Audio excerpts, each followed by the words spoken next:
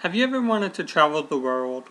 Many people do, but they are often confined to the restraints of their own language. Today I am going to open that door for you by teaching you how to learn German. Why German? Even in Kentucky it is very useful. Germany is the second largest foreign investor in Kentucky, after Japan, the second most common language online, and the most spoken language in the European Union. As I teach you how to learn German, trust me, I am a doctor. That was a joke. I'm no doctor, but I am a language enthusiast. I spent 9 years learning German, spent 3 years in Germany, and I am majoring in German. To sum everything up, I will be teaching you how to learn German by teaching you about the articles, the cases, and the pronunciation. To start off, I will start with the pronunciation. In German, many letters sound the same as their English equivalent, but I will give you a few tips.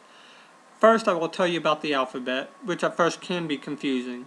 When saying the alphabet, you say their letter I as our E, their E as our A, and their A as A. Also in German, 4 extra characters are used, but even in German they are not considered a part of the alphabet. These are A, O, and U, which are umlauted, which is just 2 dots over the letter, and SZ, which most people mistake as a capital B. If you do not have these readily available, it is perfectly acceptable to put an E after the letters A, O, and U. For the Z, you write it out as SS. However, if you are writing formally, do not write it out. Use the actual character, which if need be, you can Google and copy and paste it. Now when saying a word, the letter W sounds like our V, the V sounds like our F, and F sounds like our F. Also, the letter combination of EI is an important one because it is often used. To say this, it sounds like the second letter. For example, EI, which means egg, sounds like the letter I because I is after the E. If it were IE, it would sound like E. There are no exceptions to this in German. It is very consistent, unlike English. Receive, certified, Barbie. Two final tips on pronunciation. Sometimes the letter D and T, when spoken, sound like the opposite letter. A D sounds like a T and a T sounds like a D. Now for the love of God, do not use K to say the letter combination CH. It sounds awful and makes you stick out like a sore thumb. ICH is not ich, but ish. Machen is not machen, but machen.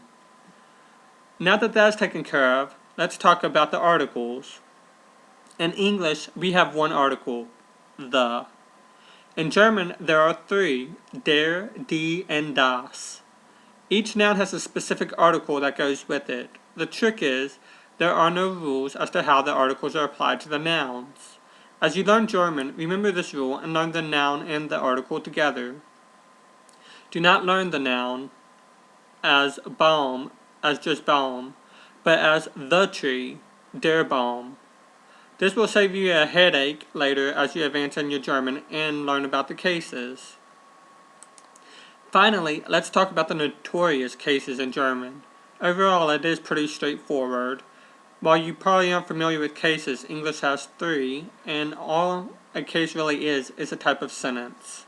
In English, there are 3, nominative, accusative, and genitive. German has these 3, but one more called the dative case, which to an English native is just a fancy way to say the indirect object. Getting back to the articles, I asked you to learn those with the nouns because once you advance and start figuring out the cases, the articles change according to case. Reluctantly, there are rules for this, but you must first know the article of the noun. This is why even when you read German, you will see den, D-E-N, and dem, D-E-M. These are just the base articles in a different case. Alright now, I have taught you how to pronounce some key differences in German, taught you what the articles are and why they're important, and taught you about the cases in German. With these 3 tips, you are on your way to being fluent in German. From here, it is all memorization.